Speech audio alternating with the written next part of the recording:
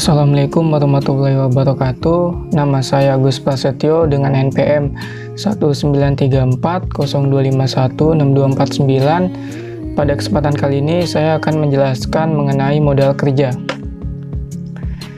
Definisi modal kerja. Konsep kuantitatif, yaitu jumlah dana yang dibutuhkan oleh sebuah perusahaan untuk menunjang biaya operasinya, di mana sifatnya yaitu rutin. Modal kerja ialah aktiva lancar atau gross working. Lalu berikutnya ada konsep kualitatif, yaitu kelebihan aktiva lancar sebuah perusahaan terhadap jangka pendeknya, di mana konsep ini menitik beratkan kepada net working capital. Berikutnya ada konsep fungsional, yaitu dana yang dimiliki oleh sebuah perusahaan yang digunakan untuk mendapatkan laba sesuai dengan usaha pokok yang dilakukan oleh sebuah perusahaan. Lalu berikutnya ada modal kerja W.B. Taylor. Modal kerja W.B. Taylor itu ada dua, yaitu modal kerja permanen. Modal kerja permanen ialah modal kerja secara terus-menerus diperlukan untuk kelancaran dari sebuah perusahaan. Yang kedua yaitu ada modal kerja variabel. Ialah modal kerja yang jumlahnya berubah-ubah, di mana hal itu sesuai dengan perubahan keadaan yang terjadi.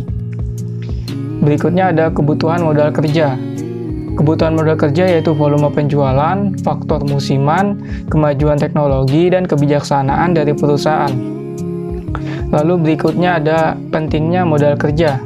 Pentingnya modal kerja yaitu untuk melindungi perusahaan dari krisis karena turunnya nilai aktiva lancar, pelayanan terhadap para konsumen, dan kesiapan perusahaan untuk operasi dengan lancar. Berikutnya ada kecukupan modal kerja, yaitu meliputi sifat dan jenis perusahaan, waktu yang dibutuhkan untuk memproduksi barang atau jasa, harga persatuan barang, syarat penjualan, dan tingkat perputaran modal kerja. Berikutnya ada kelebihan modal kerja. Kelebihan modal kerja meliputi pengeluaran obligasi atau saham dan jumlah yang besar, penjualan aktiva tak lancar yang tidak diganti, dan konversi dari aktiva tetap ke modal kerja. Lalu berikutnya ada kekurangan modal kerja. Di antaranya yaitu kerugian usaha dan kerugian luar biasa, kebijakan dividen yang kurang baik, pembayaran utang jangka panjang. Lalu berikutnya ada sumber modal kerja.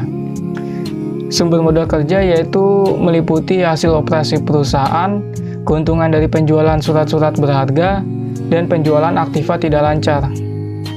Berikutnya ada penggunaan modal kerja.